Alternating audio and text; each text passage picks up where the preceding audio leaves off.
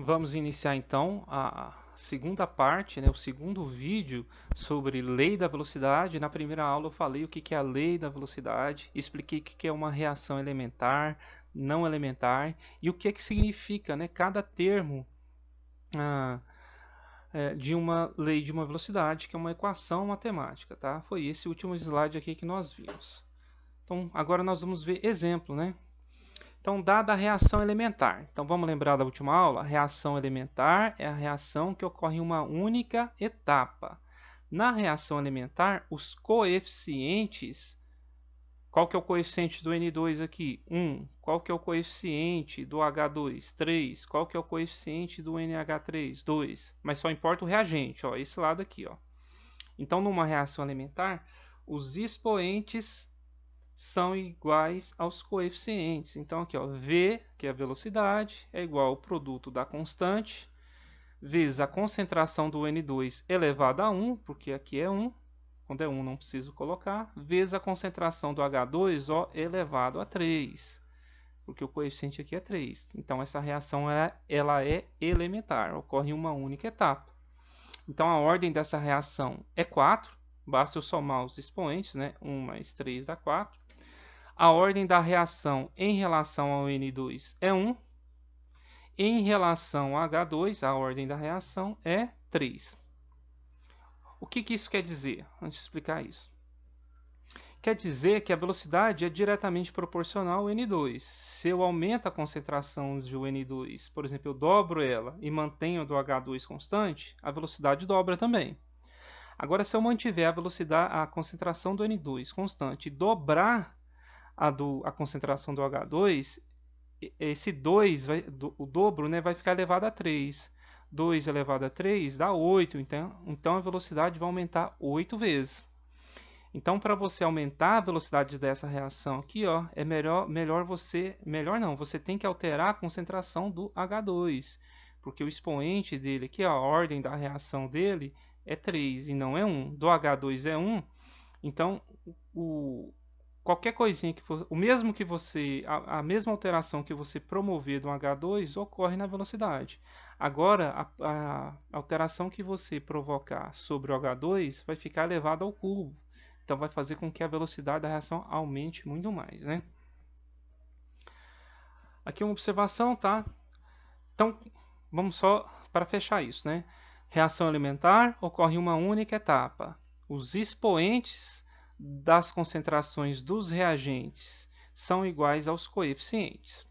Quando a reação for não elementar, ou seja, os expoentes forem diferentes dos coeficientes, a reação vai ocorrer em mais de uma etapa. Então, eu vou ter um mecanismo, tá? Nesse mecanismo, você vai considerar a etapa lenta como a propulsora, ou seja, a que vai gerar a lei da velocidade. É porque é ela que vai determinar a velocidade, né? Se eu tenho várias etapas, a que vai determinar a velocidade sempre vai ser a etapa mais lenta, né? Quando uma reação, então, ocorre em duas ou mais etapas, a velocidade da reação global será determinada pela etapa lenta, chamada de etapa determinante da reação. Claro que tem um exemplo aqui, ó. Dado o mecanismo, o que é o mecanismo? As etapas de uma reação. Eu tenho duas etapas, que uma aqui eu chamei de lenta, outra de rápida, e aqui eu tenho a equação global. O que é equação global? É a soma das duas etapas. Então, somando essas duas etapas aqui, eu tenho a etapa global. Para determinar a lei da velocidade da equação global, eu vou olhar só para a etapa lenta. Então, a etapa lenta, se você olhar aqui, ó, eu tenho H2, que o coeficiente é 1, então o expoente dele é 1. E tem um NO, coeficiente é 2, então o expoente dele é 2. Se você olhar aqui, ó, na etapa global, na equação global, o coeficiente, ó, é diferente do expoente. Do H2 aqui é diferente, por isso que essa reação é não elementar. Então, quando uma reação ocorrer em várias etapas, você tem que saber qual que é a etapa lenta. No enunciado, vai ser fornecido isso para vocês de alguma forma. Então, você vai pegar essa etapa lenta e os expoentes serão os coeficientes das substâncias na reação. Beleza? Observações, né? O K. K é uma constante, né, de velocidade, depende só da temperatura, então só a temperatura que altera o valor de K. Substâncias no estado sólido, tá? Não participam da expressão da velocidade. Tem um exemplo aqui, ó. Tem uma reação Na2O sólido mais CO2 gasoso, formando o carbonato de sódio sólido aqui. Para escrever na expressão da velocidade dessa reação, eu só vou olhar para os reagentes, né? E não vou colocar o Na2O. Por quê? Porque ele está sólido. A concentração dele já é constante, então ele não entra na expressão. Então só entra o CO2. Então V vai ser igual a K vezes, né, a concentração do CO2 elevado a 1, porque o coeficiente dele aqui é 1, então o expoente é 1 também. Beleza?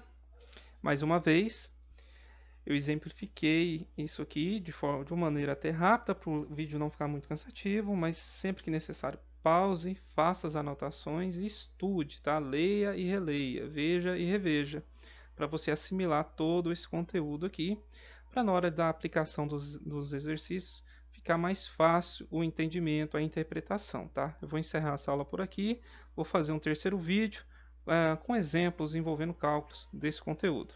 Até lá!